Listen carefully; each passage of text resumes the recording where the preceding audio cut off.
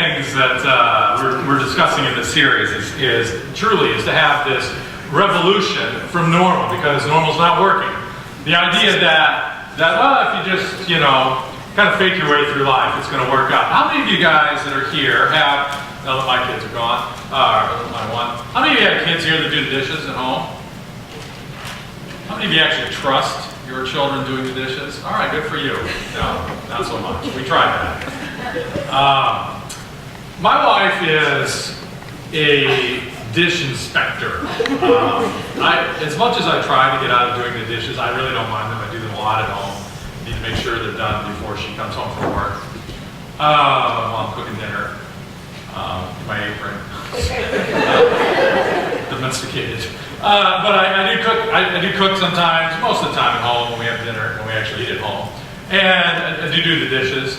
My wife likes to do the dishes. We have a dishwasher. We just never use it. Truly, it gets used 3 times a year maybe. We have enough company over that we're like, okay, now we'll load the dishwasher. My wife finds it to be very therapeutic to do the dishes. It's not therapeutic for me, but whatever. And she enjoys doing them at times, just not when there's a big stack of them.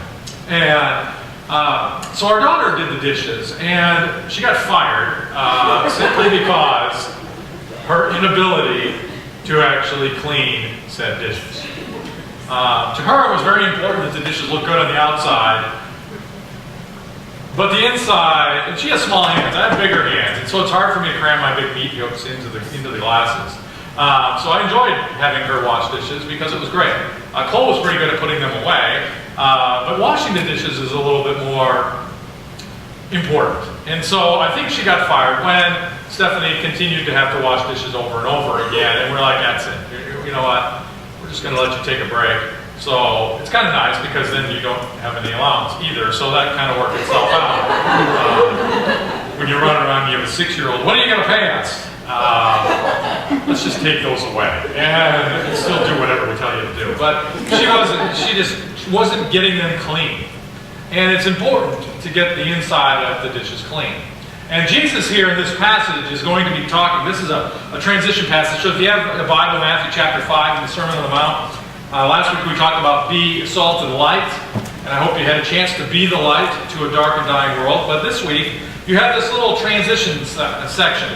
This idea that Christ fulfills the law. And so what Jesus is doing in this message and in this discourse is he's transitioning from the Beatitudes, talking about who's blessed, and talking about your salt and light, to beginning to talk about certain laws. And so he starts out with murder and adultery and divorce and telling the truth and all that kind of stuff. The telling the truth one kind of is, fitting this week if you happen to turn your computer on or on the internet at all, or listen to the news. Of course, Lance Armstrong and Manti Te'o and all these other circus stories that are out there. That's important. But he begins to talk through all these laws, and he begins to talk about this transition of looking at them differently.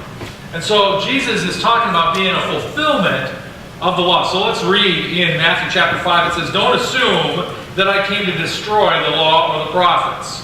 I did not come to destroy, but to fulfill." Let me just stop there for a minute and kind of unpack this a little bit. As he's sitting there with all these people that are listening to his message, and he's teaching his disciples and anybody else that's there that's listening, this group of people that are listening to him, they're listening to him, and some of them perhaps had this assumption that now that the Messiah, the one who claims to be the Messiah, is coming, which is what he claimed to be, he's going to destroy the law. So we'll move away from this legalistic society, and that stuff's off the books, and you don't need to worry about that stuff anymore. Now there's going to be a new way.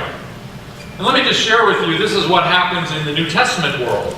That in the church today, we can say, well, that's the Old Testament. Jesus doesn't really address that. And perhaps you can think of an issue in today's society that maybe people do that. Well, that's the Old Testament law, and we don't worry about that. Jesus never addressed things like homosexuality or other things. So we just leave that off the table, as if that's old and we don't need to do that anymore, and we pick and choose what we choose to believe. But Jesus says, I didn't come to destroy the law, I came to fulfill it.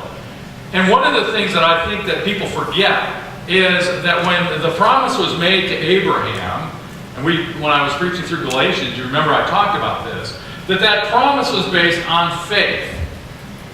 And then when the law came, you had the law, which condemns and points out our sin, and you had a very religious society in Jesus' time that talked all about the law and was legalistic on the law, and they kind of forgot the part that the whole thing really started with. Faith. The inside. Having this faith and trust. Instead, they were focusing only on the outside. And so, some people would begin to think, well, Jesus is coming, we're going to toss the old out with the old, in with the new. But he doesn't do that. He says, hey, I'm a fulfillment of this. And so to the Jewish people, they needed to understand that he wasn't tossing this out, but rather he's a fulfillment. He is fulfilling everything that was promised. And the law now has a different take. So when he gets into the next section, as I'll talk about next week, murder, it moves from only looking on the outside, because I'll hear people say this, well, I'm a good person, I never killed anybody. Well, Jesus addresses that. Yeah, however, looking at the inside and the heart. It's the inside of the dish, not the outside, that he worries about. Now, we're not going to throw the outside out, so we're going to get into that in a minute. But I want you to understand, he came to fulfill it. So keep going. Verse 18, for I assure you, until heaven and earth pass away, not the smallest letter or one stroke of a letter will pass from the law until all things are accomplished. So let me just kind of parse this and walk through this. So he's talking about not the smallest letter or one stroke of letter will pass away. Now in Greek you had a yod, or an iota, which is an I. It was the smallest letter in the Greek alphabet. You could have the yod, which would be in Hebrew, is just this little mark. It looks like an apostrophe almost in Hebrew. And so that was a letter. He's saying not even the smallest of little letters will pass away until everything is complete. Of course, he's talking about, first and foremost, on one level, he's talking about himself and what will happen to his death, resurrection. That is one piece of the pie. But then he goes beyond that, looking beyond to the next thing, which would be his coming again. So he's saying none of this stuff is going to pass away. We don't throw out the Old Testament. And that is why, particularly when I preach, I like to mix New Testament, Old Testament. There was a while there, a couple of years ago, where I kept picking Old Testament stuff. Hey, it's time to start going New Testament. But I look in the Old Testament and I say, this is looking towards Christ. That everything points to Jesus in the Old Testament, and I need to make sure that we talk about it and not only stay in the New Testament. So, as Jesus is teaching them, he's saying not the little stroke. Every I is dotted, every T is crossed. It's all going to happen.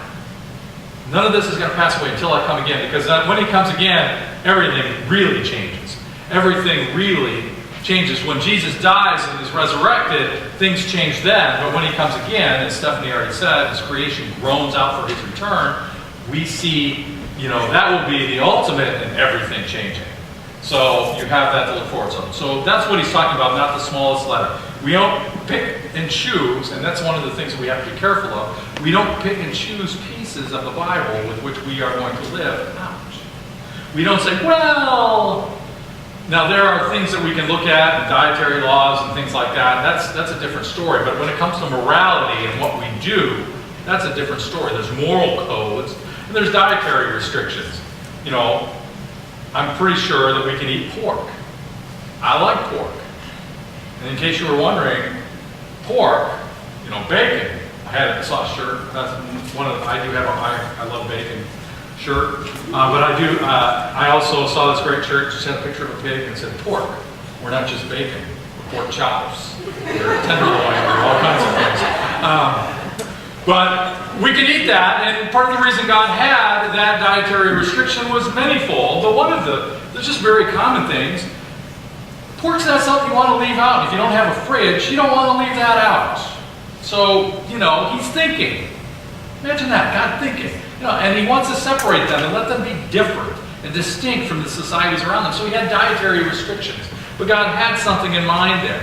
But we know in the New Testament we see that we can be free from those types of things, but not the moral code. So let's kind of make sure that we're aware of that. So he's saying you can't pick and choose. So that's what I would say. We can't pick and choose what parts of the Bible we're going to listen to and what we're not.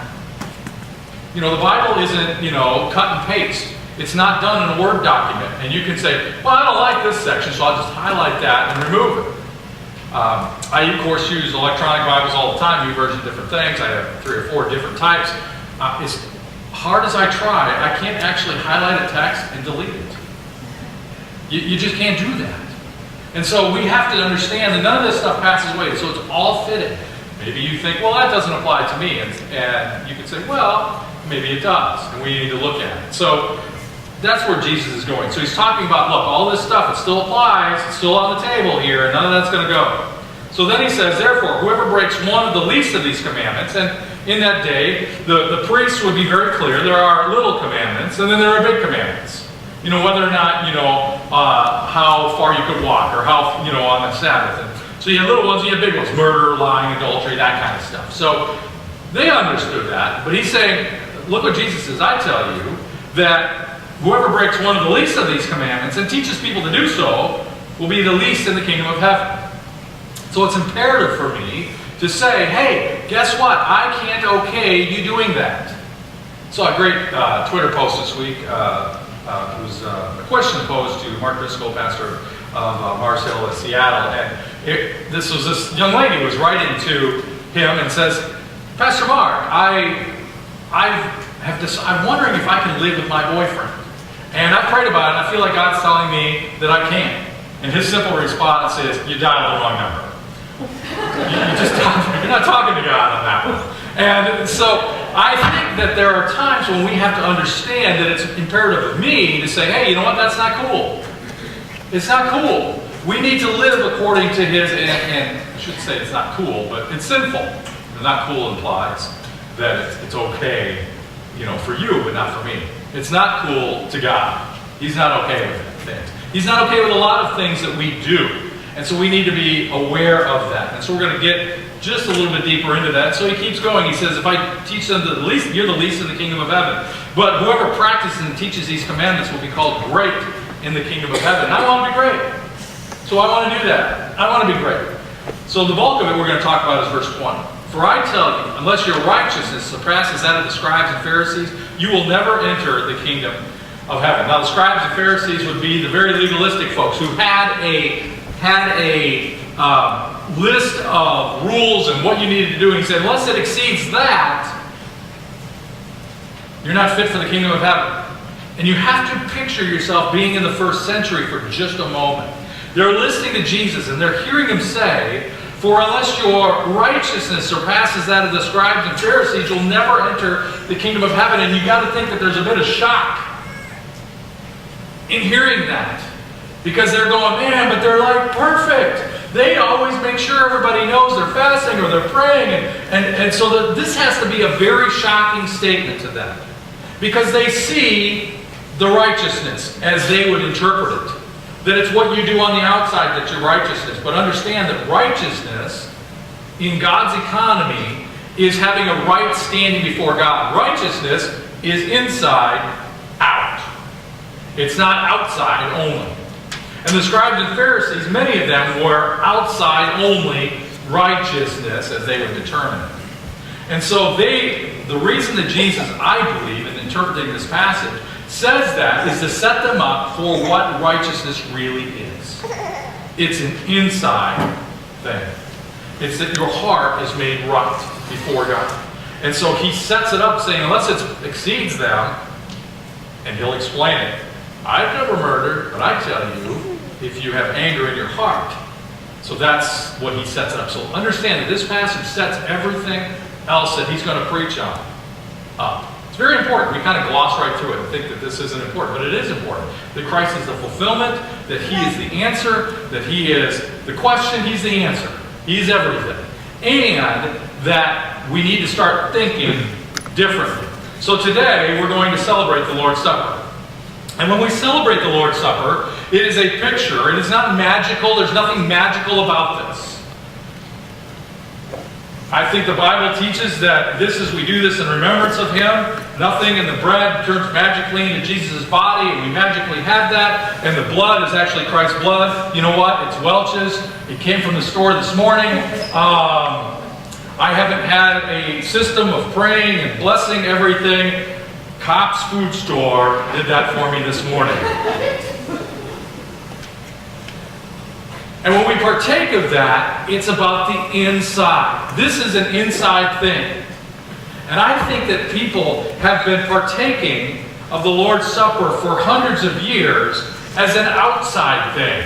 I got to do this to keep the priest or the pastor or whatever happy. I got to do this because so-and-so's looking at me. And it's okay, guess what? To not take it. You're not going to go to hell if you don't take the Lord's Supper this morning. In fact, I would prefer, if your heart's not right, that you just leave it alone. We're not even going to get into what Paul teaches because that's not what I'm preaching on this morning. But I want you to understand that this is a reflection of the inside. Unless my righteousness surpasses that of the scribes and the Pharisees, you are not fit for the kingdom of heaven. That means that my righteousness, which is inside, do I have a right standing before God? So I have a glass here. These are the glasses that we use. We have a couple of boxes of these very pretty glasses. And I was going to think maybe that I was going to do an experiment, but because I don't want to be wasteful, I decided not to do this. I'm just going to spell it out for you. Let's get a grape juice and pour it in there. How many of you will take the Lord's Supper after I just did that? In that cup. I assure you that these two are clean. But if you look at it, it looks clean. By the way, I'm not sick.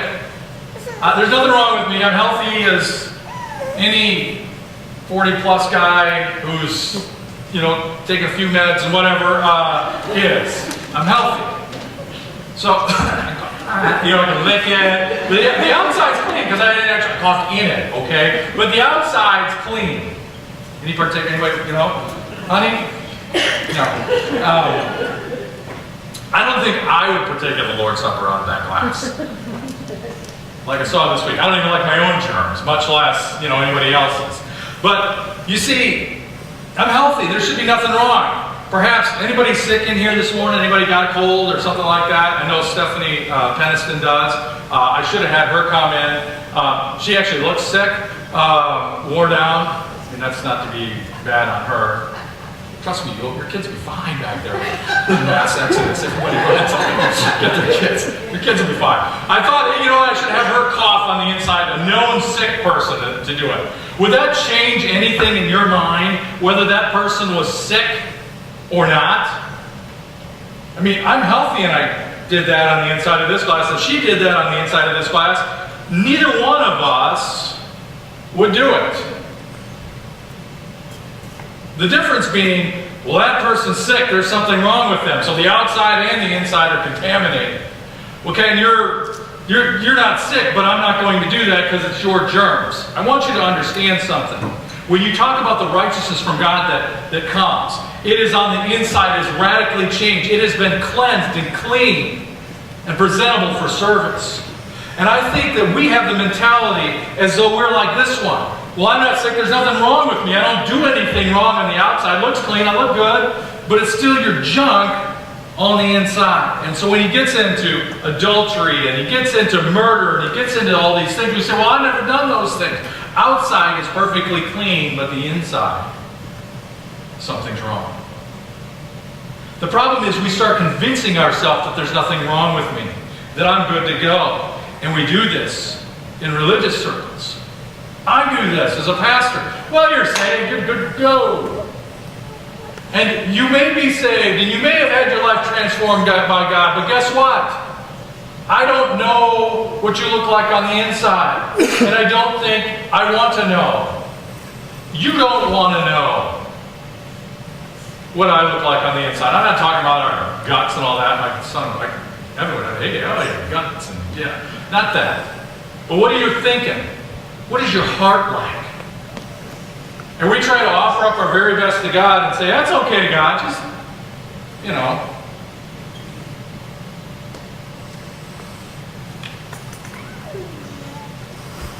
I love the phrase, we're a come-as-you-are church. But I refuse to put it on any kind of literature that we have, or not that we really have much, but on anything that we do, on the website or anything like that. Because how else are you going to come? You're going to come as you are. I just find it terribly redundant and ridiculous. But the other part of this is, there is a sense that just come as you are, and it's okay to continually come dirty. Believers, we should not be doing that. We should be going to God and saying, God, clean me up. Clean me up. I have great relationships with other pastors in our community. And we talk frequently. We talk about how we do the Lord's Supper, and we have a way of doing it. We don't pass the plate and the little chips and the little cups, and we do that sometimes. I don't like doing that. I kind of like the picture of what this is. It doesn't mean anything different. But we talk about, some of them talk about, well, we have to do it a certain way. Of course, we have to have gluten-free, and I get that whole thing. And I understand it. That's great. But they said, well, we always have, Purell and stuff like that. I'm like, you know what? There's a whole lot more ugly on the inside than I'm worried about your hands. I know that none of you want to see me here lick my hands first and then break the bread. Perhaps some of you will take it now anyway, just because I said that. Where's his Purell? But we get so focused on the outside that people have this antiseptic lifestyle, that they run around and they have to have hand cleaner and all of that. We got to do that all the time. And we have to do that all the time because I'm worried about the germs and things that I can't see. But we spend all that time worrying about our hands and we don't look at anything in our heart. Search my heart. Jesus never says, hey, let's look at your clean hands. Are your feet clean? Are your hands clean? Oh, you're good to go. God wants to look on the inside. He wants to look, he's saying, we got to move past this outside thing and start from the inside. Ouch. Begin to transform our thinking.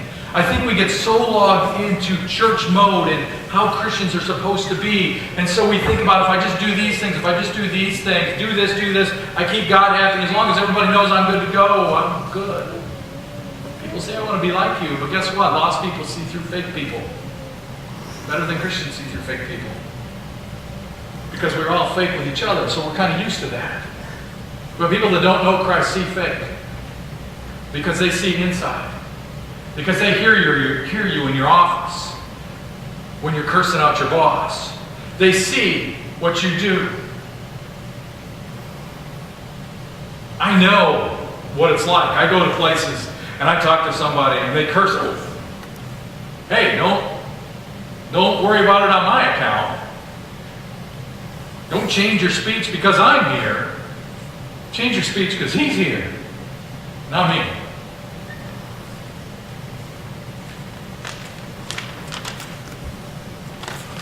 Clean up the house. We got company coming. Pastor's coming. Make it extra clean. Come on in my house. It's a wrap. Right, Lynn? No. She cleans my house on occasion. Because we need it really clean. But we never think about the condition on the inside. We never think about that. Well, if I just do these things, if I just feed the outside. If I go to church, it's an appearance for everybody to see, and I'm glad everybody's here today. But take some time this morning before we partake of the Lord's Supper. Begin to say, God, clean me up on the inside. Maybe some of you are struggling with sins that you haven't been able to give up. And God's saying, it's got to go, guys. It's got to go. You're the light, and I'm the light living in you, and I'm shining on this glaring thing. We need to clean it up. We need to decide today I'm choosing to follow Christ and all of me, starting from the inside, where I trust Him completely. It'll change me from the inside out. Can God still use a dirty vessel? Of course He can. The problem is His glory doesn't shine very well in a dirty vessel, as much as one that He's cleaned up, because we don't. It's this strange dynamic, like we clean it up and He cleans it up. It's really kind of a strange dynamic because we have to have this effort on our behalf where we say, you know what, I'm going to do this. This has got to happen. And God begins to work with us to clean up the inside. The outside may be spotty. The outside might have water spots. I think my wife doesn't necessarily care so much, and I've shared this illustration before, but doesn't care so much for my dishwashing sometimes. because I have to work really hard at making sure the inside of the glass is clean, kind of wipe it around a little bit on the outside. It's not as clean as it could be. There might be some water spots on it and whatnot. As long as the inside's clean and the outside's been cleaned up, made sure it's perfect, we're good to go. When the inside is clean, the outside is clean. It begins to transform our lives. When our thinking changes, it begins to change things. So this morning, as we celebrate the Lord's Supper, and as we have this time, the team's going to come up in a minute, but before they do, we're going to spend some time just in silence. And I want you to begin to reflect on your God. Say, God, reflect on your God, the one who gave His Son as a ransom, gave His Son to die in our place so that we wouldn't have to. He did that for you and for me and for Him. And He did that so that He might be glorified and that He might provide a way for us to have a relationship with Him. And He did that because He loves you and He cares for you and He wants to see you have that relationship. And He did that. We do the Lord's Supper. Why? Not so that we can get something out of it, but rather we do this in remembrance of the one who cleaned us up and made us new. And the body of Christ, it signifies the body of Christ which is pure and spotless. And the fact that we eat it and we don't just rub it on our bodies to make the outside better, but rather we eat that to remember that it's supposed to cleanse the inside of who we are. And we are supposed to be white as snow. We are supposed to have a life that's been changed and transformed. And we take it and we dip it into that cup. The blood of Christ, which does the cleaning. The law couldn't clean. The law could only point out sin and extend forgiveness, but it could not clean. That's what the blood of Christ does. It cleanses us from all unrighteousness. And so we picture the blood, that body and the blood, as it cleanses us and makes us clean from the inside. But we ask God to begin to change us from the inside out. And we ask Him to begin to shape things in our life, to begin to change our thinking, because the way that we've been thinking necessarily isn't right. That if I just do these things, but rather it starts on the inside. And my relationship with my God, and that changes and it goes to the outside. It changes everything. In every area. Begin to think of it that way. Let's go to the Lord in prayer. God, thank You for this time.